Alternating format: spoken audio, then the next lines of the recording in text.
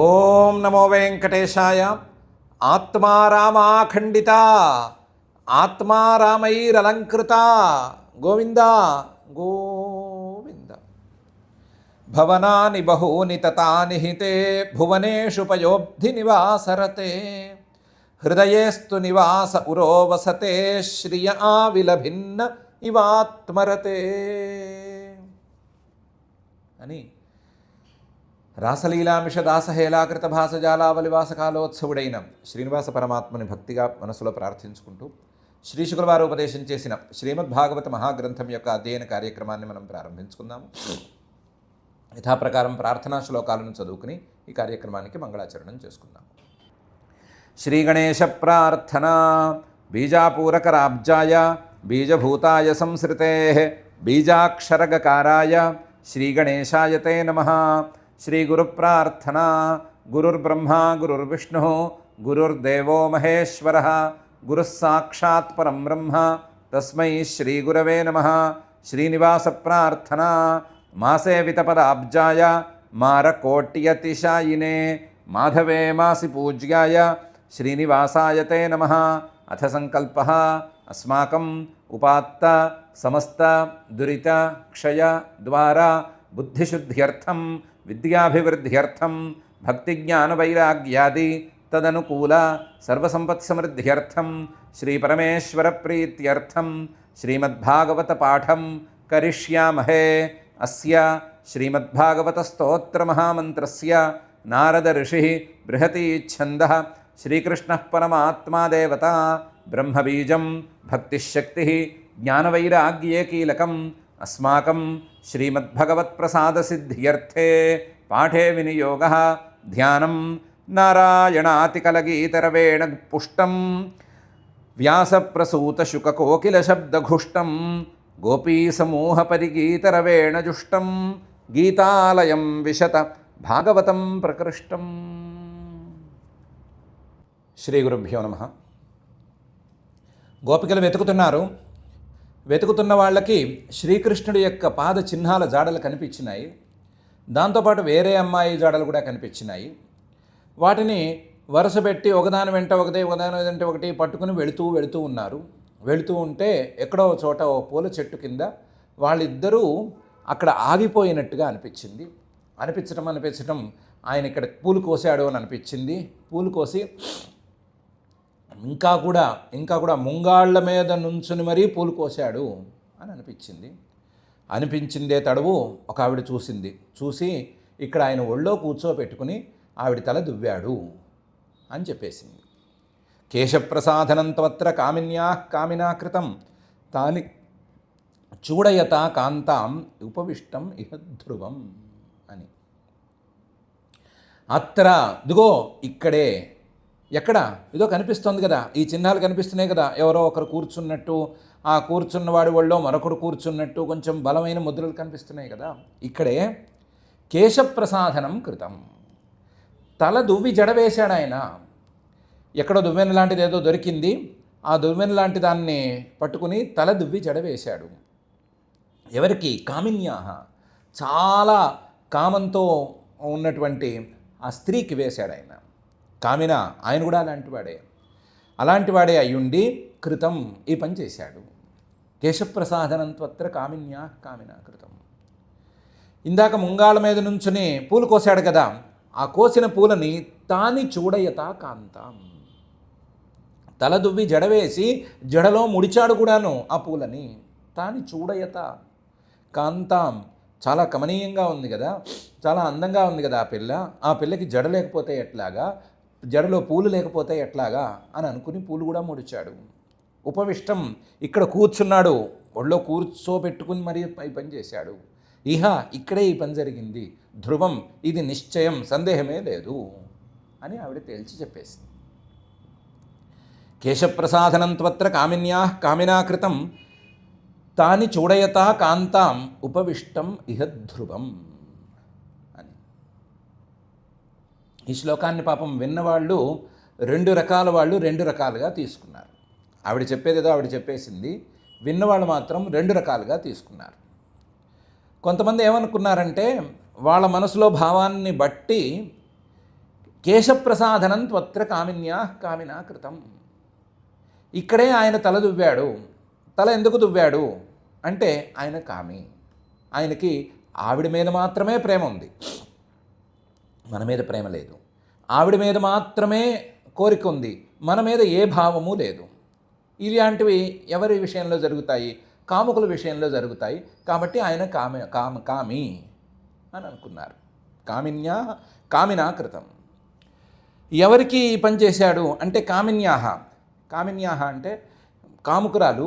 ఎందుకు కాముకురాలంటే మనందరినీ లెక్క చేయకుండా, స్నేహితురాళ్ళని మనల్ని లెక్క చేయకుండా ఆవిడొక్కతే ఆయన్ని రహస్యంగా తీసుకువెళ్ళిపోయింది కదా, అది కాముకుల లక్షణం. కాబట్టి కాముకురాలు ఆవిడ. ఈ కాముకురాలు ఆ కాముకుడు ఇద్దరూ కలిసి పని చేశారు అని అనుకున్నారు. భక్తి ఉన్నా సరే తాత్కాలికమైనటువంటి ఈర్ష్యాసూయలకు లోనైనటువంటి కొంతమందికి ఈ రకంగా అర్థమైంది. ఆవిడికి మన మీద ప్రేమ లేదు, ఆయనకి మన మీద ప్రేమ లేదు. ఆవిడికి మన మీద ప్రేమ ఉండి ఉంటే మనల్ని వదిలిపెట్టి ఒంటరిగా వెళ్ళి ఉండేది కాదు. ఆయనకి మన మీద ప్రేమ ఉండి ఉంటే మనల్ని వదిలిపెట్టి ఒంటరిగా ఆవిడని తీసుకువెళ్ళి ఉండేవాడు కాదు అని వాళ్ళిద్దరి మీద ఉండేటువంటి ఈర్ష్యాసూయల వల్ల వీళ్ళకి ఇలా అర్థమైంది. తాను చూడయతాకాంతాం ఉపవిష్టం ఇహ ధ్రువం. ఆవిడ మీదే ఆయనకి ఎందుకు ప్రేమ కలిగింది అని అంటే, కాంత చాలా అందంగా ఉంది కాబోలు, అందంగా ఉన్న వాళ్ళ మీదే కదా కాముకులకి దృష్టి కలుగుతుంది. కాబట్టి అందంగా ఉన్న ఆవిడని తీసుకెళ్ళిపోయారు. తీసుకెళ్ళిపోయిన వాడు ఒళ్ళో కూర్చోబెట్టుకున్నాడు, తలదువ్వాడు, జల్లో పూలు పెట్టాడు. ఇక్కడే కూర్చొని చాలాసేపు కాలక్షేపం చేశారు. ఇది ధ్రువం అని వీళ్ళు అనుకున్నారు. ఇంకొంతమంది కొంచెం ఉత్తమ స్థాయికి చెందిన వాళ్ళు ఉన్నారు. వాళ్ళేమనుకున్నారంటే ఈ మాట విని, కేశప్రసాదనం త్వత్ర కృతం. ఇక్కడ జడ దువ్విన మాట వాస్తవం. జడ దువ్వటానికి దువ్వెనక్కడి నుంచి వచ్చింది అని ఎవరు అడగక్కర్లేదు. ఈ వనదేవత ఆయనకి అన్ని రకాల సహాయము చేస్తూనే ఉంది, అన్ని రకాలుగాను సహాయాల మీద సహాయాలు అందిస్తూనే ఉంది. ఆవిడ దువ్వెన లాంటిదేదో అందించే ఉండి ఉంటుంది. అందువల్ల అత్ర కేశప్రసాదనం కృతం. ఆయన వెంటే వనదేవత మొదలైన వాళ్ళందరూ ఉంటారు కాబట్టి ఆయనకేదో సహాయం అందింది, చేయదలుచుకున్న పని ఏదో చేశాడు. అయితే కామిన్యాహ కృతం. ఆవిడ మనకంటే కమనీయ, అందమైనది. అందమైనది అంటే ఏ రకమైన అందం అని తేలుద్దాం, ఆగండి. ఎవరు చేశారు అంటే కామినా కృతం. ఎవరైనా కామిన, పూర్ణ కామిన. ఆయనకి ఏ రకమైన కోరికలు లేవు. కోరికలన్నీ తీరితే వచ్చేటువంటి పూర్ణానందం అనేది ఆయనలో ఉంది. కామి అంటే కామః అస్యాస్తి ఇది కామి. సర్వోపి కామః అస్యాస్తి అంటే పూర్ణ కామః, పూర్ణానంద స్వరూపః అని అర్థం. కాబట్టి పూర్ణానంద స్వరూపుడు ఆయన చేశాడు. మరి పూర్ణానంద స్వరూపుడే అయి ఉండి ఆయన ప్రత్యేకించి ఒక అందగత్తెని ఎంచుకున్నాడు అంటే ఆవిడలో ఉండే అందం ఏ రకమైన అందమై ఉండాలి అంటే భక్తిపరమైన అందమే అయి ఉండాలి. లేదా వ్యవసాయాత్మిక బుద్ధిరేకేహ కురునందన అనే శ్లోకంలో చెప్పినట్లుగా బుద్ధిపరమైనటువంటి, నిశ్చయపరమైనటువంటి, ఆత్మతత్వ నిశ్చయపరమైనటువంటి అందమే అయి ఉండాలి. కాబట్టి ఆత్మతత్వ నిశ్చయం ఉన్నటువంటి, లేకపోతే భక్తి కలిగినటువంటి ఒక స్త్రీకి పరిపూర్ణ కాముడైనటువంటి ఆ పురుషుడు, పరిపూర్ణ పురుషుడు, ఆ పరమాత్మ ఈ పని చేసి పెట్టాడు. తాని చూడయతా కాంతాం. కాంత ఆవిడ భక్తి ఉన్నది అనుకున్నా సరే మహా అందగత్తె, లేదు బుద్ధి ఉన్నది అని అనుకున్నా సరే మహా అందగత్తె. కాబట్టి కాంతాం అలాంటి బుద్ధిపరమైన, భక్తిపరమైనటువంటి అందం ఉన్నటువంటి ఆవిడ్ని ఊళ్ళో కూర్చోపెట్టుకోవడంలో ఏమీ ఆశ్చర్యం లేదు. తల దువ్వటంలో ఆశ్చర్యం లేదు. తల దువ్వి జడవేసి ఆ జడలో పూలు పెట్టడంలో కూడా ఏమీ ఆశ్చర్యం లేదు. తాని చూడయతా కాంతాం ఉపవిష్టం ఇహ ధ్రువం. ఇలాంటి వాళ్ళ మీద ఆయన కాలక్షేపం అని అనుకోకుండా సమయం వెచ్చించడంలో కూడా ఏ సందేహము లేదు. ఉపవిష్టం, చక్కగా కూర్చున్నాడు ఆయన, ఒళ్ళో కూర్చోబెట్టుకున్నాడు.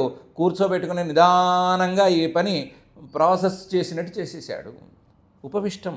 మామూలుగా అయితే పరిగెత్తిపోతూ ఉంటాడు కదా, మనల్ని లెక్క చేయకుండా ఉన్నటువంటి మాయం కూడా అయిపోయాడు కదా, అలా చేయలేదు. ఉపవిష్టం, కూర్చున్నాడు. ఎందుకోసం కూర్చున్నాడు? తాను పరిపూర్ణ కాముడై ఉన్నా సరే ఆవిడ భక్తిని లెక్క చేసి కూర్చున్నాడు. మనకు ఆ భక్తి లేదు కాబట్టి మన కోసం కూర్చోట్లేదు, మనల్ని చూస్తూనే తురుమంటున్నాడు, పారిపోతున్నాడు, లేదా మాయమైపోతున్నాడు. కాబట్టి మనలో భక్తి లేమి, ఆవిడలో భక్తి ఉండటం అనేది ఉంది అని వీళ్ళు అర్థం చేసుకున్నారు. చెప్పిన ఆవిడ భావం సంగతి సరే, ఈ 2 రకాల వాళ్ళు 2 రకాల అర్థాల్లో ఈ శ్లోకాన్ని తీసుకున్నారు. కేశప్రసాదనం త్వత్ర కామిన్యా కామినా కృతం తాని చూడయత కాంతాం ఉపవిష్టం ఇహ ధ్రువం అనే ఈ శ్లోకం. ఇలా 2 రకాల వాళ్ళు ఇలా అర్థం చేసుకున్నారు అనే భావం వచ్చేసరికి శ్రీశుకుల వారికి కూడా కొంచెం ఆ పరమాత్మ తాలూకు రాసలీల మీద మనస్సు పూర్తిగా లగ్నమైపోయి వాళ్ళ మాటలు వదిలేసి పక్కన పెట్టేసి తన సొంత మాట కూడా ఒకటి ఇందులో కలిపేశారు. ఏమని? రేమే తయా చాత్మరత ఆత్మారామోప్యఖండిత కామినాం దర్శయన్ దైన్యం స్త్రీణాం చైవ దురాత్మత అని తన మాట కూడా కలిపేశారు. ఇది శ్రీశుకుల వారి యొక్క వాక్యం. రేమే తయా, ఆ స్త్రీతో ఆ శ్రీ పరమాత్మ ఖచ్చితంగా సంతోషంగా గడిపాడు. తయాచ, నిజానికి మిగతా వాళ్ళతో కూడా కాసేపు సంతోషంగా గడిపాడు, ఈవిడితో ఎక్కువసేపు గడిపాడు. ఆ పరమాత్మ ఎలాంటి వాడు? ఆత్మరత, తన యొక్క స్వస్వరూపంలో మాత్రమే ఆనందాన్ని అనుభవించేవాడు, స్వరూపానందాన్ని మాత్రమే అనుభవించేటువంటి వాడు. వైషయికానందంతో ఆయనకి పనే లేదు. ఆత్మారామ, ఆయన తన యొక్క స్వస్వరూపంలో మాత్రమే క్రీడించేవాడు. ఇతరులతో క్రీడించడం, ఇతర వస్తువులతో క్రీడించడం అనేటువంటి అవసరం ఏమాత్రం లేనివాడు. అఖండిత, ఆయన ఏ రకంగా కానీ ఏ రకమైన భ్రమలకి గురి కానివాడు, ఏ రకమైన భ్రమలకి ఆయన ఆకృష్టుడు కాడు. ఆయన ఆకర్షించాల్సిందే కానీ ఆయన ఆకర్షణకు లోను కాడు. ఆకర్షణకు లోనయ్యి తనను తాను ఖండించేసేసుకోడు, తనను తాను పాడు చేసేసుకోడు. అలాంటి వాడైనా సరే రేమే సంతోషంగా గడిపాడు. రేమే తయా చాత్మరత ఆత్మారామోప్యఖండిత. ఎందుకు చేశాడు అంటే కామినాం దర్శయన్ దైన్యం. ఎవరైనా సరే విషయ కామనతో గనక ఏమైనా పనులు చేసే మాట అయితే వాళ్ళకి మిగిలేది దైన్యమే. కామినాం దర్శయన్ దైన్యం. అలాగే స్త్రీణాంచైవ దురాత్మత. స్త్రీ అనేది చాలా చిన్న విషయం. విషయాలు సహజంగా దుష్టంగానే ఉంటాయి. విషయాలు దుష్టంగానే ఉంటాయి తప్ప విషయాలు ఎప్పుడూ మంచికి దారి తీసేందుకు అవకాశం లేదు అని చూపిస్తూ ఈ పని చేశాడు. కామినాం దర్శయన్ దైన్యం స్త్రీణాంచైవ దురాత్మతాం.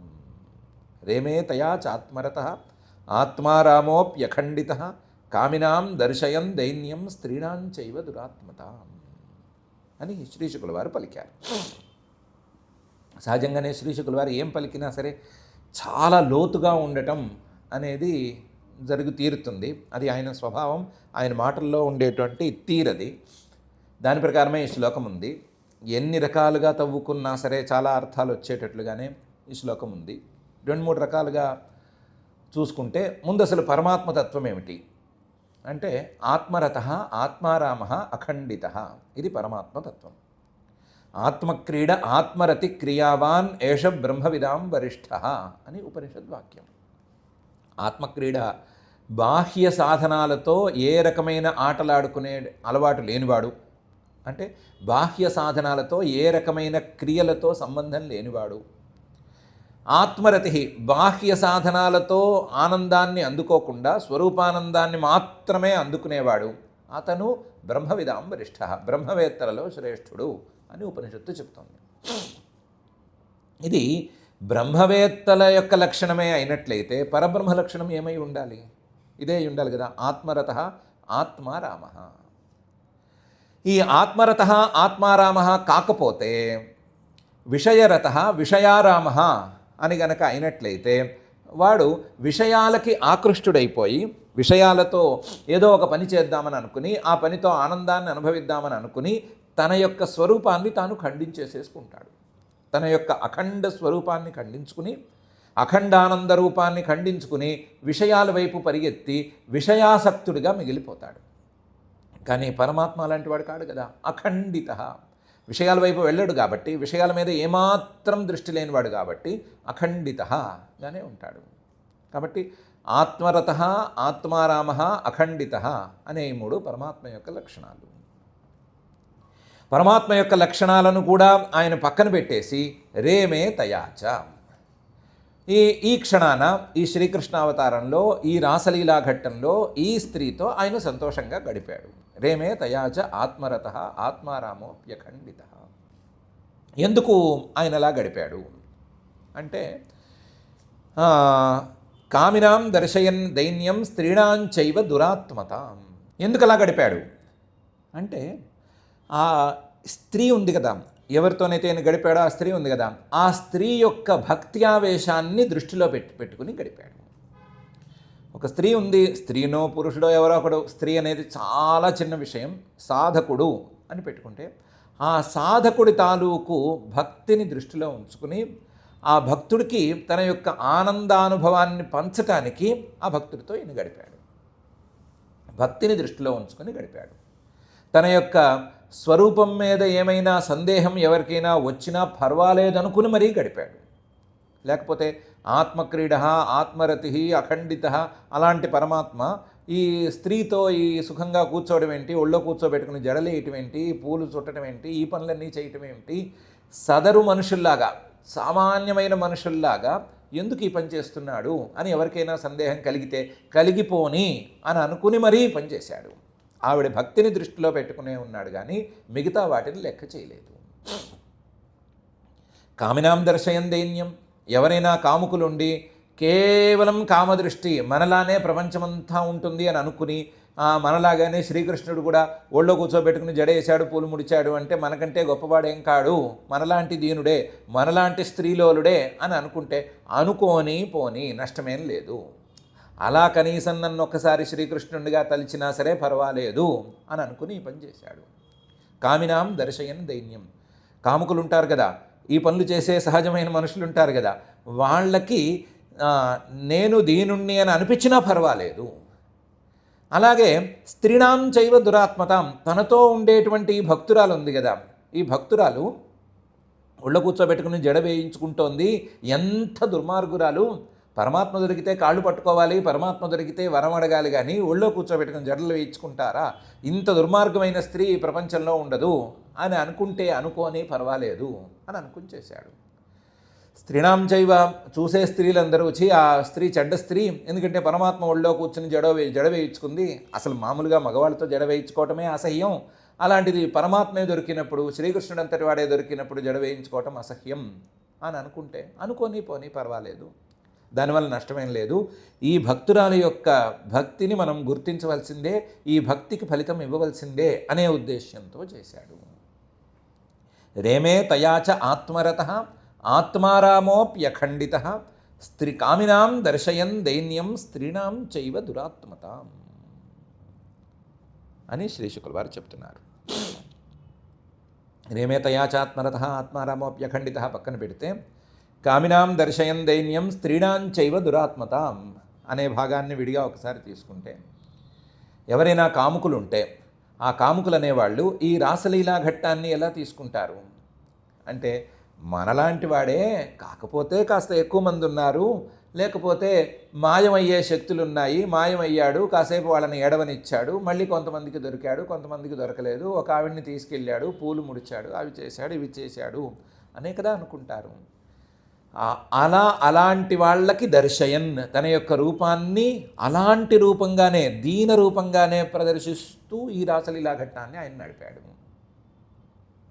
ఎవరైనా సరే స్త్రీణాంచైవ దురాత్మతాం, ఎవరైనా స్త్రీలుండి వాళ్ళు ఈర్ష్యాసూయలతో గనక మనసును నింపేసుకుని ఉంటే, అలాంటి వాళ్ళు ఈయన్ని ఆవిడని ఇద్దరిని తిట్టుకున్న మాట అయితే, ఇక్కడున్న గోపికలే అక్కర్లేదు, బయట వాళ్ళే కావచ్చు, వినేవాళ్ళు కావచ్చు, ఎవరైనా కావచ్చు, వీళ్ళని తిట్టుకున్న మాట అయితే దురాత్మతాం దర్శయన్, అలాంటి స్త్రీలకి తన యొక్క దురాత్మత లేదా తనతో పాటు ఉండేటువంటి ఆ స్త్రీ యొక్క దురాత్మతను చూపిస్తూ ఈ పని చేశాడు. లెక్క చేయలేదు. మామూలు వాళ్ళు ఏమనుకుంటారు అనే విషయాన్ని లెక్క చేయలేదు. భక్తికి ప్రాధాన్యం ఇచ్చేటప్పుడు, భక్తులకి ఫలితాన్ని ఇచ్చేటప్పుడు భగవంతుడు ఏ పనిని లెక్క చేయడు. తనకి ఎంత అపకీర్తి వస్తుందనుకున్నా సరే లెక్క చేయడు. కేవలం వాళ్ళకి ఫలితం ఇవ్వటం మీదే దృష్టి ఉంచుతాడు అని ఈ కామినాం దర్శయన్ దైన్యం స్త్రీణాం చైవ దురాత్మతాం అనే భాగంలో శ్రీశుకుల వారు చెప్పారు అని అనుకోవచ్చు. దీన్ని బట్టి భక్తుల మీద భగవంతుడికి ఏమాత్రం ప్రేమ ఉంటుంది అనే విషయాన్ని కూడా మనం అంచనా వేసుకోవచ్చు. తన కీర్తిని కూడా లెక్క చేయకుండా చేస్తాడు అంటే ఆయన ఎంత శ్రద్ధగా ఉంటాడు భక్తుల మీద అని తెలుసుకోవచ్చు అని శ్రీశుకుల వారు చెప్పగోరుతున్నారు. ఇంకో రకంగా దీన్నే కొంచెం వేరే కోణంలో కనుక చూసుకుంటే పరమాత్మ ఎలాంటి వాడు? ఆత్మరత, ఆత్మారామ, అఖండిత. అలాంటివాడు కూడా భక్తులకి వశమైపోతాడు. భక్తులకి వశమైపోయి తన ఆత్మరతిని, తన ఆత్మారామత్వాన్ని, తన అఖండితత్వాన్ని అన్నిటినీ పక్కన పెట్టేస్తాడు. పక్కన పెట్టేసి తిరస్కరించేసి దాన్ని దూరంగా పెట్టేసి సామాన్య మానవుడల్లే తయారేమే. ఆవిడతో లేదా ఆయనతో లేదా వాళ్ళతో కలిసి సామాన్యంగా గడుపుతాడు, మామూలు మనుషుల్లాగా గడుపుతాడు. ఆ సందర్భంలో తన యొక్క ఆత్మరతిని వీటిని ఏమాత్రం బయటికి రానివ్వడు. సామాన్య మానవుడిలాగానే ప్రవర్తిస్తాడు. సామాన్య మానవుడిలాగానే ఒళ్ళో కూర్చోబెట్టుకుంటాడు, జడ వేస్తాడు, పూలు పుడతాడు, ఏమైనా చేస్తాడు. ఆయనకి జడ వేయటం వచ్చు కూడా కాబట్టి, అన్నీ వచ్చిన వాడికి జడ వేయటం రాకుండా పోతుందా? కాబట్టి జడ కూడా వేసి పూలు కూడా ముడిచి అన్ని రకాల పనులు చేసి పెడతాడు. ఇప్పుడు ఈవిడ యొక్క గొప్పదనం దృష్టిలో చూస్తే ఈవిడ యొక్క గొప్పదనం ఏంటంటే పరమాత్మ తాలూకు ఆత్మరతిని, ఆత్మారామత్వాన్ని, అఖండితత్వాన్ని తన భక్తితో మూసేయగలిగింది అని ఈవిడ గొప్పదనం. ఎంతటి పరమాత్మ అయినా సరే భక్తి ముందు తల వంచవలసిందే అన్నట్లుగా ఈవిడ ఉంది అనేది ఈవిడ గొప్పతనం. కాబట్టి ఈవిడ గొప్పతనం ఇలాంటిది, పరమాత్మ యొక్క గొప్పతనం అలాంటిది. రేమే తయాచ ఆత్మరత ఆత్మారామోప్యఖండిత. రేమే ఆత్మరత ఆత్మారామ అఖండితోపి తయా అని ఇటు అటు కలుపుకుంటే, ఏ పదాన్ని ముఖ్యంగా చేసుకుంటే తయా అని కలుపుకుంటే కనుక ఆ భక్తురాలితో పరమాత్మ అంతటి వాడే తన స్వరూపాన్ని తిరస్కరించుకుని మరీ గడిపాడు అని చెప్పుకోవచ్చు. రేమే సహ ఆత్మారామోప్యఖండిత తయా అని పరమాత్మని ప్రధానంగా పెట్టుకుంటే పరమాత్మ అంతటి వాడినే తన స్వరూపాన్ని మూసుకునేటట్లుగా ఈవిడ చేయగలిగింది అని చెప్పుకోవచ్చు అని రెండు రకాలుగాను చూసుకుంటే భక్తి యొక్క ప్రాధాన్యం, భక్తి యొక్క ఫలితం అనేది స్పష్టంగా తెలుస్తుంది అని శ్రీశుకుల వారు ఈ శ్లోకంలో చెప్పదలిచారు. ఇంకా కూడా రకరకాల అర్థాలు ఇవన్నీ ఉన్నాయి, కానీ ఆ రకాల అర్థాలన్నీ వీటన్నీ పక్కన పెట్టి మనకి కావాల్సిన ఇంకొక ఇది తీసుకుందాం, సందర్భం తీసుకుందాం. ఏం జరుగుతోంది ఇక్కడ? ఏం జరుగుతోంది అంటే గోపికలు వెతుకుతున్నారు. వెతుకుతున్న గోపికలకి ఆయన దొరకటం లేదు. రేమే తయా ఒక స్త్రీకి మాత్రం ఆయన దొరికాడు. దొరకటం మాత్రమే కాదు, ఆవిడతో ఆనందంగా గడిపాడు. ఎలాంటి పరమాత్మ? ఆత్మరత ఆత్మారామోపి అఖండితోపి రేమే దయా, ఒక స్త్రీకే దొరికాడు. ఎంతోమంది వెతుకుతుంటే వాళ్ళందరికీ దొరకకుండా ఒక్కతికే దొరకడం మాత్రమే కాకుండా ఆవిడ్ని చాలా సంతోషపెట్టడంలో ఆంతర్యం ఏమిటి అంటే ఇదే ఆంతర్యం. గోపికలు అనేవాళ్ళు ఇంద్రియ వృత్తులకు ప్రతీకలు. గోపికలు అంటే ఆయా ఇంద్రియాలు ఉంటాయి కదా, కన్ను, ముక్కు, చెవి ఇలాంటి ఇంద్రియాలు ఉంటాయి కదా, ఆ ఇంద్రియాల తాలూకు పరిణామాలకి, వృత్తులకు ప్రతీకలు. ఈ ఇంద్రియ వృత్తుల ద్వారా పరమాత్మను వెతుక్కుంటూ పోతే కళ్ళతో పరమాత్మను చూడాలి, ముక్కుతో వాసన చూసినట్టుగా పరమాత్మను వాసన చూడాలి, లేదా చెవులతో పరమాత్మను వినాలి అని గనక ఇంద్రియ వృత్తుల ద్వారా పరమాత్మను వెతుక్కుంటూ ఉంటే పరమాత్మ యొక్క స్వరూపం పరిపూర్ణంగా లభించటం అనేది అసత్యం, జరగదు. ఈ గోపికలకి ఏదో ఆ క్షణం కనిపించి ఒక క్షణం అలరించి మాయమైపోయినట్లుగా, ఏదో ఒక క్షణం వినిపించి ఒక క్షణం ఇంకో రకంగా కనిపించి మాయమైపోయే పరిస్థితే కానీ పరిపూర్ణమైన పరమాత్మతత్వం దొరకదు. దయ ఒక భక్తికి మాత్రమే దొరుకుతుంది. భక్తికి మాత్రమే పరమాత్మతత్వం, ఆత్మరత, ఆత్మారామ, అఖండిత అనేటువంటి పరమాత్మతత్వం దొరుకుతుంది. తయా అంటే భక్తురాలు కాదు, ఆ భక్తురాల్లో ఉండేటువంటి భక్తిని ప్రధానంగా తీసుకోవాలి. తీసుకుంటే కనుక భక్తికి పరమాత్మ దక్కుతాడు. ఇంద్రియ వృత్తులని వచ్చినాయి కాబట్టి భక్తిని కాదు పెట్టవలసింది, బుద్ధిని పెట్టాలి అని అనుకుంటే మరీ మంచిది, మరీ మంచిది. ఈ భక్తితో సాధించవలసినటువంటి పరమాత్మ నిశ్చయం అని పెట్టుకుంటే ఇంకా అద్భుతం. తయా అంటే ఆ భక్తురాలు పరమాత్మ మీద ప్రీతితో సాధించినటువంటి బుద్ధి అని పెట్టుకుంటే ఆ బుద్ధి వృత్తికి పరమాత్మ లొంగుతాడు. దాన్నే అఖండ వృత్తి అంటారు, అఖండాకార వృత్తి అంటారు, చరమ వృత్తి అంటారు, రకరకాలుగా అంటారు. ఆ వృత్తికి మాత్రమే, బుద్ధి వృత్తికి మాత్రమే పరమాత్మ దొరికేందుకు అవకాశం ఉంటుంది కాదు, పరమాత్మ ఒక కోణంలో దొరుకుతాడని చెప్పుకోవచ్చు. ఆ దొరికినప్పుడు కలిగేటువంటి ఆనందం అఖండానందంగా ఉంటుంది అని కూడా చెప్పుకోవచ్చు అని కూడా ఇందులో ప్రత్యేకించి ప్రస్తావన చేశారు శ్రీశుకుల వారు. మాటలు లోతుగా ఉంటాయి కాబట్టి ఆయనకి ఈ గోపికలు, ఈ రాసక్రీడ ఈ దృష్టితో అసలు చూడొద్దు. ఈ దృష్టితో దీన్ని నడిపించడానికి వేరే కారణం ఉంది. ఈ కథను మొత్తం, ఈ వ్యవహారాన్ని మొత్తాన్ని ఇలా నడిపించడానికి వేరే కారణం ఉంది. దాని దృష్టితో చూడొద్దు.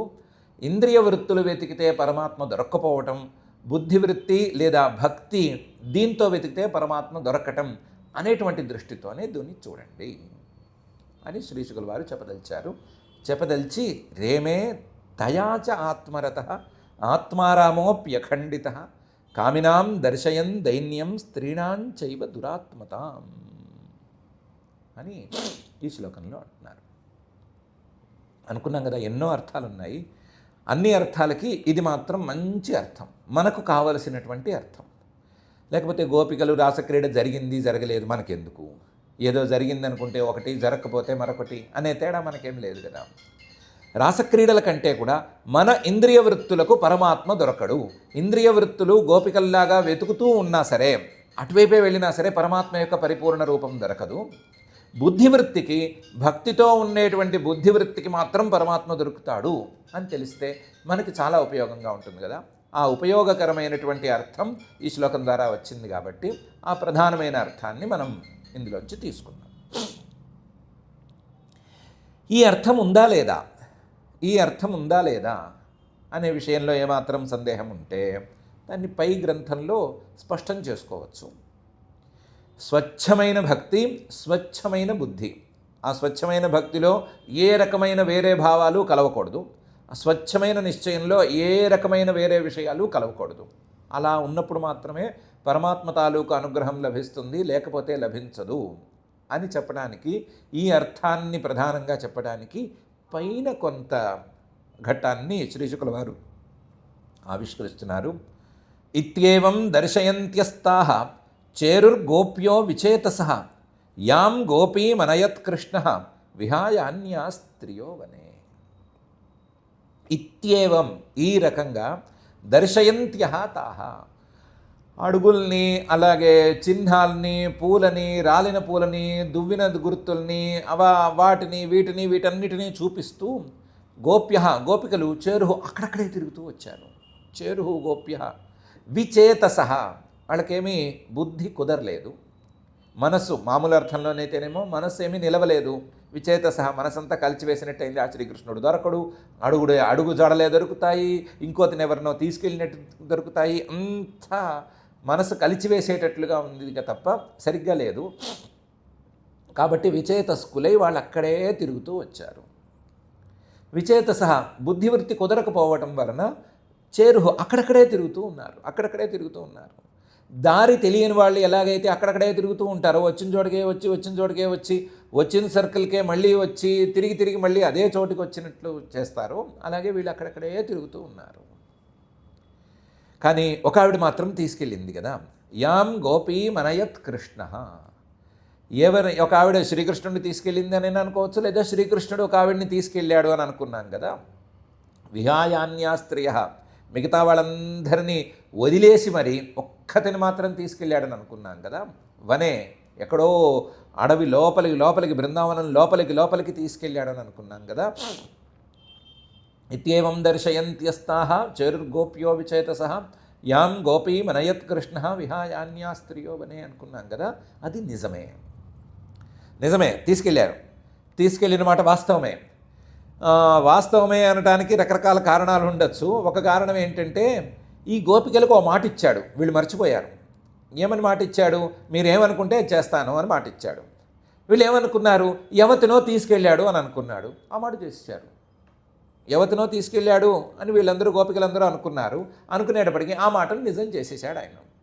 నిజం చేసేసి అలాగే మీరు అనుకున్నట్లుగానే ఇంకో దాన్ని తీసుకెళ్ళిపోతాను అని అనుకున్నాడు. ఆ పని చేశాడు. అయితే ఆ ఒకతని తీసుకెళ్ళాడని అనుకున్నాం కదా, ఆ ఒకతని మాత్రం ఉత్కృష్టమైన స్త్రీనే తీసుకెళ్ళాడు. భక్తిలోనూ అన్నిట్లోనూ ఉత్కృష్టమైన స్త్రీనే తీసుకెళ్ళాడు. యాం గోపీమనయత్ కృష్ణో విహాయాన్యా స్త్రియో వనే. సో ఈ కారణం వల్ల ఆయన ఒక గోపికని తీసుకువెళ్ళాడు. వెళ్ళిన మాట వాస్తవం. కానీ సాచమేనే తదాత్మానం వరిష్టం సర్వయోషితాం హిత్వా గోపీ కామయానా మామసౌ భజతే ప్రియ అని ఆవిడ అనుకుంది. సాచమేనే ఆవిడ బాగా గర్వం తలకెక్కి ఒక్క క్షణం ఆలోచించింది. ఆత్మానం వరిష్టం, నేను అందరికంటే గొప్పదాన్ని అని అనుకుంది.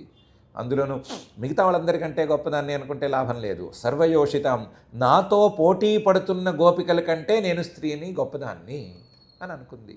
సర్వయోషితం, ఇప్పుడు అంతే కదా, పరిచయం లేని వాళ్ళకంటే మనం గొప్పవాళ్ళమైతే ఏం ఉపయోగం? మన పరిచయస్తుల్లో మనం గొప్పవాళ్ళం అనుకుంటేనే కదా గొప్ప.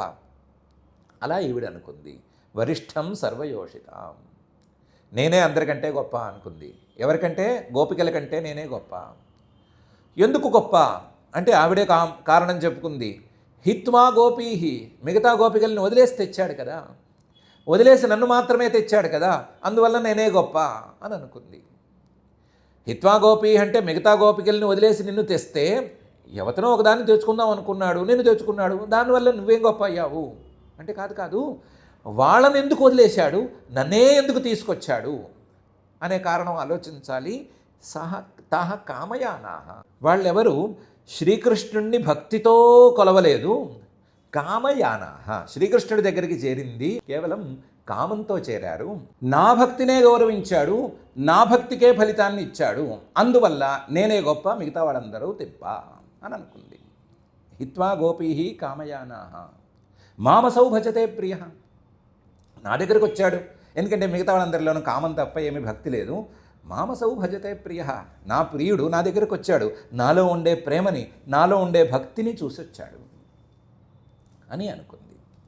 సాచమేనే తదాత్మానం వరిష్టం సర్వయోషితాం హిత్వా గోపీ కామయానాహ మామసౌ భజతే ప్రియ అని. వాళ్ళందరూ కామయానాహ అని అనుకోవడానికి ఏం లేదు. వాళ్ళలో ఉండే భక్తి వాళ్ళలో ఉంది, వాళ్ళలో ఉండే ఏకాగ్రత వాళ్ళలో ఉంది, వాళ్ళలో ఉండే విశేషం వాళ్ళకుంది. కానీ వాళ్ళకి చూపించాల్సిన దారి, వాళ్ళకి చెప్పాల్సిన బుద్ధి, వాళ్ళకి చేయాల్సిన ఉపదేశం, వాళ్ళని తీసుకువెళ్ళవలసిన తీరు ఇవి వేరుగా ఉండటం వలన ఆయన అలా చేశాడు అని కనిపెట్టలేక తతోగత్వా వనోద్దేశం దృప్తా కేశవమబ్రవీత్ న పారయేహం చలితుం నయమాం యత్ర తే మనః అని అంది. తతోగత్వా వనోద్దేశం, వీళ్ళిద్దరు ఇలా మాట్లాడుకుంటూ నడుచుకుంటూ పూలు ముడుచుకుంటూ మూతి ముడుచుకుంటూ లోపలికి వెళుతూ ఉన్నారు. తతోగత్వా వనోద్దేశం, ఎక్కడో వనం లోపలికి, బృందావనం లోపలికి, మిగతా గోపికలకి అందనంత దూరానికి వెళ్ళిపోయారు. వెళ్ళిపోయిన తర్వాత ఏకాంతంలో దృప్త, చాలా గర్వంగా కేశవం అబ్రవీత్, కేశవుడితో అంది. ఏమంది? నా పారయేహం చలితం, నేను నడవలేను అంది. నడవలేను అంటే కూర్చుందామా? కూర్చోకూడదు, మనం వెళుతూనే ఉండాలి. ఎందుకంటే వెనకాల వెతికేవాళ్ళు మనల్ని వెతుక్కుంటూ వచ్చేస్తారు కదా. అందువల్ల నయమాం, నన్ను తీసుకెళ్ళు. ఎలా తీసుకెళ్ళాలి? ఎత్తుకుని తీసుకెళ్ళు. ఎత్రతే మనః, ఎక్కడికి తీసుకెళ్ళాలి? నీకు ఎక్కడికి కావాలనుకుంటే అక్కడికి తీసుకెళ్ళు. నేను నడవలేను, అందువల్ల ఎత్తుకు తీసుకువెళ్ళు అని చెప్పి. ఆవిడ ఎత్తుకు తీసుకెళ్ళమంటే నీకేం అభ్యంతరమేం లేదు. ఎత్రతే మనః, నీకు కావాల్సిన చోటుకి తీసుకెళ్ళమంటే ఆయనకు కావాల్సిన చోట పరమానంద స్థానం ఉంది కదా, అక్కడికి తీసుకెళ్తాడు ఆయన, అక్కడ కూడా ఇబ్బంది లేదు. కానీ అడిగేటప్పుడు గర్వంగా అంది, ఆ గర్వం ఆయనకి అభ్యంతరకరంగా మారిపోయింది. తతోగత్వా వనోద్దేశం దృప్తా కేశవం అబ్రవీత్ న పారయేహం చలితుం నయమాం యత్రతే మనః అనేసరికి ఆయనకి తేడా వచ్చింది. తేడా వచ్చి ఏవముక్త ప్రియామాహ స్కంధ ఆరుహ్యతామితి తతశ్చాంతర్దధే కృష్ణ సా వధూరన్వతప్యత. ఏవముక్త ఇలా అనగానే దాన్నే ఉంది, తప్పనిసరిగా అలాగే చేసేద్దాం అన్నాడు. ప్రియామాహ, నువ్వు నా చాలా ప్రియురాలివి అన్నాడు. నువ్వు ప్రియురాలివి, నువ్వు కదలలేకపోతున్నావు అంటే నేనెందుకు కాదంటాను? నిన్ను ఎత్తుకు తీసుకెళ్ళటం కాదు, భుజాల మీద మోసుకుంటూ తీసుకెళ్తాను. స్కంధ ఆరుహ్యతాం, నా భుజాల మీదకి ఎక్కువ, నేను 2 భుజాల మీద 2 కాళ్ళు వేసుకుని ఊరేగింపులాగా తీసుకెళ్తాను పో అన్నాడు. స్కంధ ఆరుహ్యతాం అని అన్నాడు. ఏవముక్త ప్రియామాహ స్కంధ ఆరుహ్యతామితి. ఈవిడ పాపం తెలివి తక్కువది, నా ప్రేమకి నన్ను లొంగాడని అనుకుంటోంది కదా. అనుకుని ఏం చేసింది, నేను 2 కాళ్ళు ఆయన భుజాల మీద వేసి ఎక్కుదాము అని అనుకుని ఎక్కటానికి ఉద్యుక్తురాలైంది. ఎక్కబోయింది, లేదా సగం ఎక్కింది. సగం ఎక్కేసరికి తతశ్చాంతర్దధే కృష్ణ, శ్రీకృష్ణుడు అక్కడి నుంచి ఉన్నవాడు ఉన్నట్టుగా మాయమైపోయాడు. సా వధూరన్వతప్యత, ఆ స్త్రీ కూడా విలవిలాడిపోయింది. ఎంత విలవిల్లాడిపోయింది అంటే తనకు నిజంగానే ప్రియుడైనటువంటి శ్రీకృష్ణుడు కనిపించకపోవటం వలన కొంత విలవిల్లాడింది, తన ఈగో హర్ట్ అయినందువలన కూడా విలవిల్లాడిపోయింది. లేదా ఆ స్థాయి వాళ్ళని మరి ఈగో హర్ట్ అయింది అని అనకూడదు, తన ఈగో వల్ల ఇలా జరిగిపోయింది, తన అహంకారం వలన, తన దర్పం వలన శ్రీకృష్ణుడు తనకు కనిపించకుండా పోయాడు అని అనిపించి వెంటనే పాపం విలవిల్లాడిపోయింది. ఏవముక్త ప్రియామాహ స్కంధ ఆరుహ్యతామితి తతశ్చాంతర్దధే కృష్ణ సా వధూరన్వతప్యత. దీన్ని బట్టి తెలుస్తోంది కదా, ఏం తెలుస్తోంది? ఆయన భక్తికి లొంగుతాడు, స్వచ్ఛమైన భక్తికి లొంగుతాడు, స్వచ్ఛమైన నిశ్చయానికి లొంగుతాడు. ఆ భక్తిలో గర్వం కలిసిందా? ఆయన లొంగడు. గర్వంతో పాటుగా పక్క వాళ్ళని తిట్టడం కలిసిందా? అన్యాహ గోపీ కామయానాహ అని అన్నట్టుగా ఏమైనా పక్క వాళ్ళని తిడుతూ ఉన్నాము అని కలిసిందా? ఆయన ఏమాత్రం లెక్క చేయడు. మనలో చాలామందికి పక్క దేవుళ్ళని తిడితే కానీ రోజు పొద్దు పోకపోవటం అనేది ఉంది కదా. ఏదో దేవుడి పేరు పెట్టి ఆ దేవుడిని ఏదో విధంగా అని కొంచెం తగ్గించి చూపిస్తే మన దేవుడు మనల్ని బాగా అనుగ్రహిస్తాడు అనేటువంటి భేదభావం బాగా ఉంది కదా. అలాంటి వాళ్ళు కనిపిస్తూ ఉంటారు కదా. అలాంటి వాళ్ళని ఆయన ఏమీ లెక్క చేయడు. స్వచ్ఛమైన భక్తిని లెక్క చేస్తాడు. నీవు తప్ప నాకు ఇంకొకరు లేరు అని అనుకుంటే, లేదా నువ్వే అని అనుకుంటే, నువ్వే కూడా కాదు నువ్వు అని అనుకుంటే, నువ్వే అనక్కర్లా, మరొకరు లేరు అనక్కర్లా, ఏమనక్కర్లా, నువ్వే నాకు సర్వస్వం అని అనుకుంటే అలాంటి వాళ్ళని అనుగ్రహిస్తాడు. మరొకరిని తిట్టడమో, మరొకరిని కించపరచటమో, వేరే భావాన్ని మనసులోకి తెచ్చుకోవటమో చేస్తే, భక్తిని కలుషితం చేస్తే ఆయన లెక్క చేయడు. లెక్క చేయాల్సిన అవసరం ఆయనకి లేదు, ఆయన్ని అడిగే హక్కు ఎవరికీ లేదు. కాబట్టి ఆ గోపికకి ఏం జరిగిందో అది అందరికీ జరుగుతుంది. ఆయన స్వచ్ఛమైన భక్తికి లొంగుతాడే తప్ప అహంకారానికో, దర్పానికో, ఇతర దూషణకో, మరొక దానికో దేనికి లొంగడు. ఇతర దూషణలతో కలిసిన భక్తిని ఆయన మెచ్చడు అని శ్రీశుకుల వారు చెప్పదలిచారు. అందుకనే రేమే తయాచాత్మరత అనే శ్లోకంలో ఆ విషయాన్ని పొందుపరిచి తర్వాత దాన్ని ఈ రకంగా తీసుకొచ్చి భక్తికి పరమాత్మ లొంగుతాడు. కాకపోతే భక్తిలో కలుషం అనేది జరిగితే కలుషితమైన భక్తిని మాత్రం ఆయన ఏమాత్రం మెచ్చడు అనే విషయాన్ని చెప్పారు. దీని తర్వాత ఏం జరిగింది అనే విషయాల్ని యథాప్రకారం ఆయన పైకి తీసుకెళ్తారు. వీరు వారు కలవటం, కలిసిన వాళ్ళిద్దరూ కలిసి కూర్చొని బాధపడటం, ఇవన్నీ జరుగుతాయి. కథాప్రకారం కథ జరుగుతుంది. పైన చెప్పవలసిన అంశాలు పైన యథాప్రకారం తెలిసిపోతూనే ఉంటాయి. మనం మాత్రం స్వచ్ఛమైన భక్తిని సాధించడం ఎలా? ఇతర నింద ఉండకూడదు, ఇతర విషయ సంస్పర్శ ఉండకూడదు, కేవలం పరమాత్మ మీద ప్రీతి అనేది ఉండాలి అనేదాన్ని ఎలా సాధించాలి? స్వచ్ఛమైన నిశ్చయం అనేదాన్ని ఎలా సాధించాలి? పరమాత్మ విషయ నిశ్చయం అంటే పరమాత్మ తప్ప మరొక విషయం ఆ బుద్ధిలో ఉండకూడదు. అలాంటి బుద్ధిని మనం ఎలా సాధించాలి అనే విషయం మీద ఆలోచనలు చేసుకుందాం. ఆలోచనలు చేసుకుని స్వచ్ఛమైన భక్తి ద్వారా స్వచ్ఛమైన పరమాత్మ నిశ్చయాన్ని సాధించుకుని ఆ పరమాత్మ యొక్క స్వచ్ఛమైన అనుగ్రహాన్ని సాధించే దిశగా మనం కూడా అడుగులు వేసుకుందాం.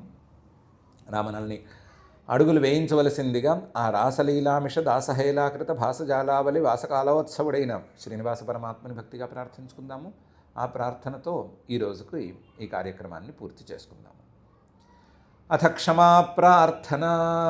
యదక్షరపదభ్రష్టం మాత్రాహీనం చ యద్భవేత్ తత్సర్వం క్షమ్యతాం దేవ నారాయణ నమోऽस्तु తే. అథ భగవత్సమర్పణం కాయేన వాచా మనసేంద్రియైర్వా బుద్ధ్యాత్మనా వా ప్రకృతే స్వభావాత్ కరోమి యద్యత్ సకలం పరస్మై నారాయణాయేతి సమర్పయామి. అథ లోకక్షేమ ప్రార్థనా. సర్వే భవంతు సుఖినః, సర్వే సంతు నిరామయాః, సర్వే భద్రాణి పశ్యంతు, మా కశ్చిద్ దుఃఖభాగ్ భవేత్. అథ మంగళం శ్రియః కాంతాయ కళ్యాణ నిధయే నిధయేర్థినాం. శ్రీవేంకటనివాసాయ శ్రీనివాసాయ మంగళం.